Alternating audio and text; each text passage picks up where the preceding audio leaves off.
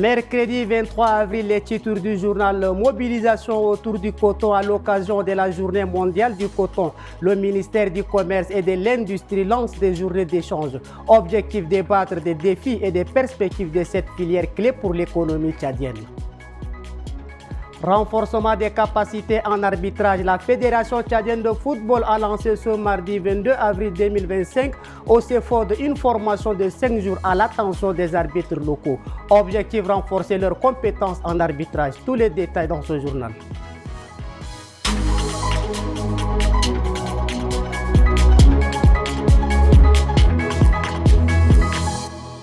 Bonjour et bienvenue dans votre édition de 13h45 à l'occasion de la journée mondiale du coton. Le gouvernement réfléchit à l'avenir de la filière. Le ministère du Commerce et de l'Industrie a lancé ce mardi 22 avril les journées d'échange sur le thème défis et perspectives de la filière coton. La cérémonie s'est déroulée dans un hôtel de la place en présence des autorités concernées. Reportage CFA Kalbo, Absolon, Boyom Krios, Ghislaine Alataron.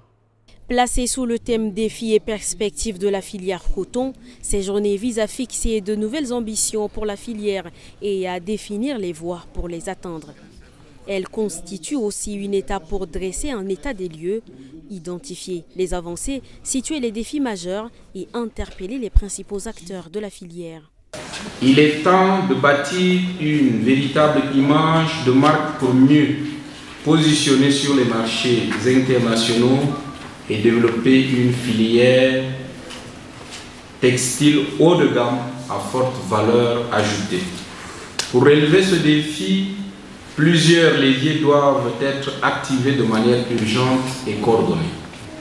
Sur cette base, et en partageant une ambition commune pour la filière, les participants auront des orientations à proposer et des décisions à prendre pour assurer son avenir. L'UNESCO met en lumière la richesse culturelle de l'Afrique centrale. Ce matin, au siège de l'organisation s'est ouvert un atelier régional visant à inscrire davantage des sites culturels de la sous-région sur les listes indicatives de l'UNESCO. Reportage de Yankinge Karine, Ralombay Bonaventure et Atara Naidongarti. Définir une stratégie régionale pour améliorer la qualité et la représentativité des sites culturels d'Afrique centrale dans les listes indicatives nationales et faciliter leur inscription au patrimoine mondial de l'UNESCO. Tel est l'objectif de cet atelier. Il offre à l'Afrique centrale une opportunité d'améliorer la reconnaissance, la documentation et la préservation de son patrimoine culturel, tout en contribuant à une représentation plus équilibrée de la sous-région sur la scène mondiale. Au vu de l'énorme potentiel que la sous-région a en matière de sites culturels, de se rendre compte que sur les 14 biens inscrits, il n'y a qu'un seul site, celui de Banza Congo, qui est un site culturel. Donc nous nous réunissons aujourd'hui pour trouver la solution à ce que nos multiples sites culturels soient représentés sur la liste du patrimoine mondial de l'UNESCO. Des participants venus du Cameroun, du Congo, de la République centrafricaine, du Burundi et du Tchad prennent part à cet atelier. En N'Djamena, les amateurs de jus ont de quoi se réjouir. Si l'avocat, la mangue et la banane restent des incontournables, de nouvelles recettes font leur apparition. Jus de sésame, de dattes ou encore des milles. Un succès qui bouscule les habitudes. Maxime Solmengar et Armel ont dégusté pour vous ces jus et vous apportent quelques éléments pour mieux les découvrir. Reportage. Le mixeur tourne en plein régime. Et Hassan ne s'arrête pas. Il est le seul à connaître le secret du cocktail du jus de sésame et de celui à la date que ses clients s'arrachent. Du lait, du sucre, de la glace, de la banane et du sésame ou de la date. Et la magie opère. Premièrement, on achète le sésame et les dattes. On enlève les saletés avant de les moudre. Ensuite, on utilise cette préparation pour faire du jus. Le jus est préparé selon le goût du client. Certains préfèrent le sésame mélangé avec des dattes, d'autres le prennent avec du mil. Comme toujours, son petit restaurant à Diguel ne désemplit pas. Ah, le goût est magnifique, le goût est bien.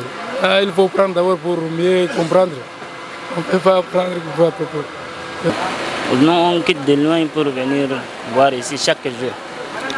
Chaque jour, on quitte de loin l'autre là.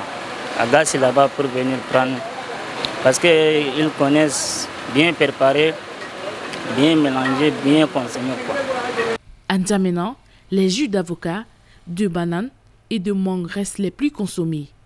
Mais les nouveautés à base de sésame, de dattes et même de mil pourraient bien leur voler la vedette. La formation des arbitres locaux a été lancée ce mardi 22 avril 2025 au CEFOD. D'une durée de 5 jours, elle vise à renforcer leurs compétences en matière d'arbitrage. Cette initiative est portée par la Fédération tchadienne de football.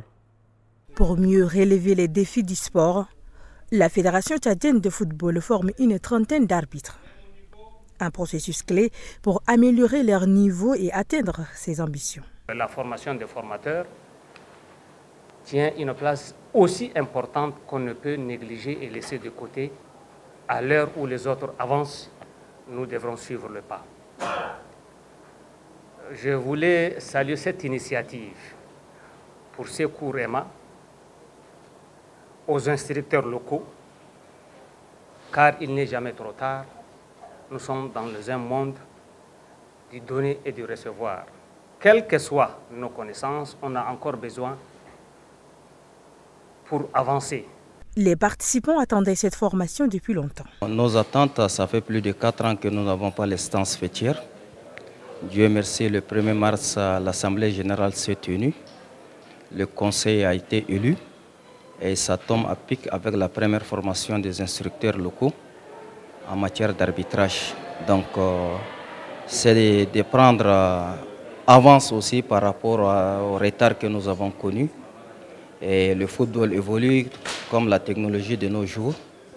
Donc nous allons essayer de mettre à profit tout ce que nous apprenons pour le championnat zonal et bientôt pour le championnat national du Tchad.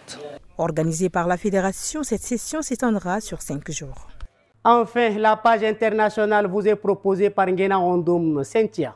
Le président kenyan William Ruto est arrivé mardi 22 avril dans la soirée à Pékin pour une visite d'État jusqu'au 26 avril sur invitation de son homologue chinois. L'un des objectifs pour Nairobi est de débloquer de nouvelles opportunités dans le commerce, les investissements et les infrastructures. Des discussions bilatérales avec Xi Jinping sont au programme sur fond de guerre commerciale entre la Chine et les États-Unis.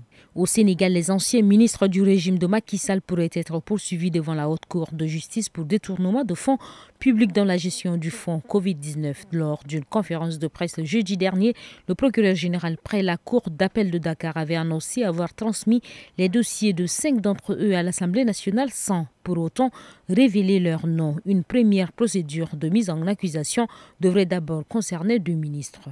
Plusieurs avocats et proches d'opposants au président Kais Saied ont été condamnés à la lourde peine pour complot contre l'État. Ils dénoncent un procès fabriqué de toutes pièces et annoncent des recours en appel. Parmi eux, Ahmed Souab, un ancien juge, a été arrêté après avoir critiqué les pressions exercées sur la justice. Souab, interpellé chez lui par les agents de sécurité, est accusé de menace de crimes terroristes. Il a déclaré que l'injustice observée dans cette affaire est sans précédent. Une manifestation a eu lieu pour dénoncer son arrestation et réclamer la liberté des accusés. Le tribunal a infligé des peines de 4 à 66 ans de prison à une quarantaine de personnes, dont des politiciens et des journalistes, pour des accusations liées à un prétendu complot contre la sûreté de l'État. C'est tout pour cette édition. Merci de votre fidélité et excellente suite de programmes sur notre antenne.